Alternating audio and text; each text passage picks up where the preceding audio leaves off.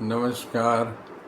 गीता में भगवान श्री कृष्ण कहते हैं कि श्रद्धावान लभते ज्ञानम, यानी ज्ञान का अवतरण उसी के मन में होता है जो श्रद्धावान होता है। और नास्तिक या हम किसी भी विषय के शब्दों के पीछे श्रद्धा ही न हो तो वो ऊपर से निकल जाएगा। तो अगर जिसको जिज्ञासु प्रवृत्ति का हो जाता है, मुमुक्षु हो जाता है, तो स्पष्ट सत्य के स्पष्ट दर्शन होने लगते हैं सत्यनारायण के। वही गोस्वामी तुलसीदास जी देखो कहते हैं कि उनका स्वरूप ब्रह्म स्वरूप कैसा है, वो देखिए 4 चौपाइयों में कितना बढ़िया कहा है कि बिने पद चले, बिने पद चले, सुनए बिन काना, कर बिन करम करे विधि नाना, आनन रहिते सकल रस भोगी,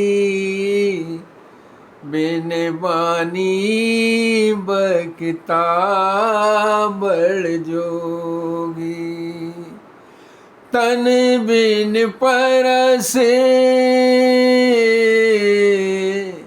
नयन बिन देखा, गिरहि घ्राणे बिने बास अशेषा, अशेष भांति अलौकिक करनी,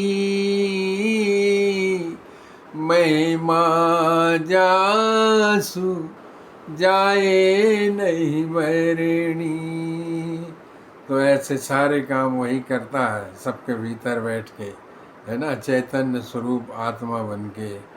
और मनुष्य जो है कहीं 7वें 14वें आसमान पर खोजता है। वही आसमान तो सब में समोया हुआ है, चैतन्य स्पेस, कॉन्शसनेस का स्पेस। कक्षा 9 में एक कविता श्रीधर पाठक जी की पढ़ी थी, उसको देखिए कितने सरल शब्दों में और कितनी, अगर श्रद्धा है तो दिखाई पड़ता है, दिखाई पड़ेगा। देखिए कि ध्यान लगा कर जो तुम देखो, सृष्टि की सुघराई को, ध्यान लगा कर जो तुम देखो, सृष्टि की सुघराई को, बात बात में पाओगे,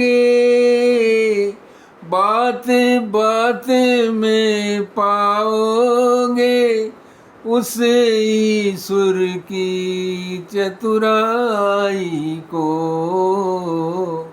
बात बात में पाओगे, उस ईश्वर की चतुराई को। कैसे?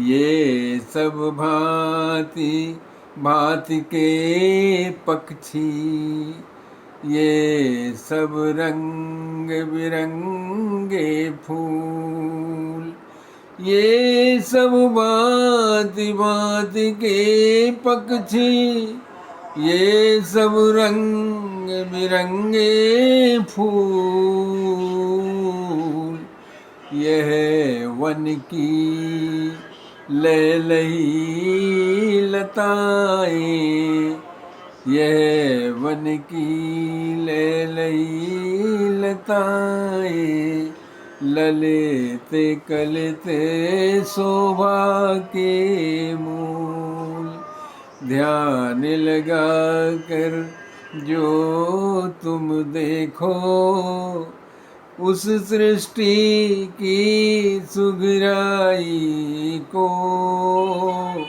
भांति भांति में पाओगे उस ईश्वर की चतुराई को।